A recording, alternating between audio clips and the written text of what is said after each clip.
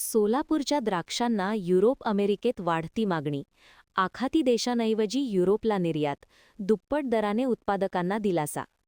सोलापूर जिल्ह्यातील द्राक्ष उत्पादकांसाठी यंदाचा हंगाम समाधानकारक ठरत आहे. सोलापुरातील द्राक्षांना आता आखाती देशांऐवजी युरोप आणि अमेरिकेच्या बाजारपेठेत मोठी मागणी निर्माण झाली आहे.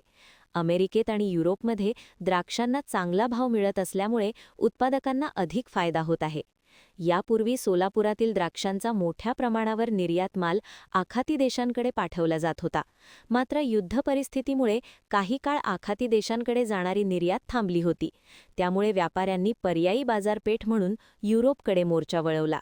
आता तोच माल मोठ्या प्रमाणावर युरोपमध्ये निर्यात केला जात आहे. युरोपच्या बाजारपेठेत भारतीय द्राक्षांना चांगली मागणी असून दरही वाढले आहेत. पूर्वी युरोपमध्ये द्राक्षांना सुमारे 80 रुपये दर मिळत होता. मात्र सध्या 160 ते 165 रुपये दर मिळत आहे. त्यामुळे द्राक्ष उत्पादकांना दुप्पट दर मिळत असून त्यांना आर्थिक दिलासा मिळत आहे. बोला. माझं नाव तानाजी बाबूराव पवार, होनसळ, तालुका उत्तर सोलापूर.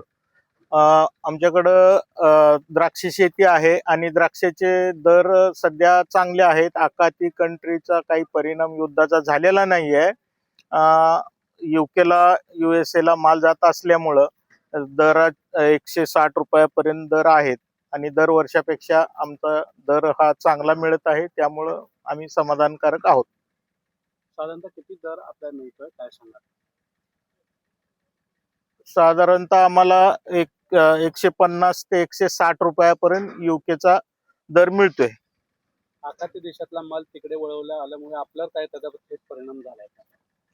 आखाती देशातला माल वळवल्यामुळे कसलाही परिणाम नाही, कारण मालच कमी आहे. यावर्षी उत्पादन 30 ते 35% अख्ख्या महाराष्ट्रातून असेल आणि त्यातून 50% माल हा युद्धापूर्वीच संपलेला आहे. तर 10-15% माल असल्यामुळं एवढं काही मोठा त्याचा परिणाम झालेला नाहीये. माझं नाव हेमंत मेंढे. मी इंडी ग्लोबल व्हेंचर्स आणि पॅनासाई एक्झिम ह्या कंपनीचा मी सोलापूर हेड आहे. बघा, ज्याप्रमाणे आखाती देशामध्ये युद्ध चालू झालेलं आहे त्याचा परिणाम तेवढा म्हणावा तेवढा झालेला नाही, कारण मालाचं खूपच शॉर्टेज आहे. यावर्षी 35 ते 40% एवढाच माल फक्त मार्केटमध्ये अवेलेबल आहे आणि तो जाणारा माल हा युरोपलाच जाणार आहे. त्याच्यामुळं आखाती देशामध्ये जरी युद्ध चालू झालं असलं तरी त्याचा बाजारभाव किंवा बाजारपेठेवर कुठलाही परिणाम झालेला नाही. एक आहे, जे सीप आमचं 30 ते 35 दिवसामध्ये पोहोचत होतं पोर्टवरती, तो थोडं डिले होणार आहे. त्यामुळं जे द्राक्षाची लाईफ असते कमीत कमी 60 दिवस, पण द्राक्षे पोहोचायलाच जवळपास 50 ते 55 दिवस लागत आहेत. त्यामुळं कदाचित द्राक्षाची क्वालिटी कमी होऊ शकते आणि त्यामुळं जो निर्यातदारांना चांगला भाव मिळायला पाहिजे होता, कारण महागाचा माल घेतलेला आहे, त्या पटीत खर्च झालेला आहे. शिपिंग लाईनवाल्यांनी पण चार्जेस वाढवलेले आहेत. जवळपास 3 ते 4 लाख रुपये शिपिंग म्हणजे कंटेनरच्या मागं आम्हाला पण एक्स्ट्रा द्यावे लागत आहेत. हा एकंदरीत पाहता खर्च वाढलेला आहे. तर बघूया, मालाचा शॉर्टेज असल्यामुळं माल पण चांगला आहे, क्वालिटी चांगली आहे, शेतकऱ्यांना पण चांगला बाजारभाव मिळतोय. आता जेव्हा आपले कंटेनर पोहोचतील, मार्केट काय ओपन होईल आणि द्राक्षाची प्रत कशी राहील हे येणारा काळच ठरवणार आहे.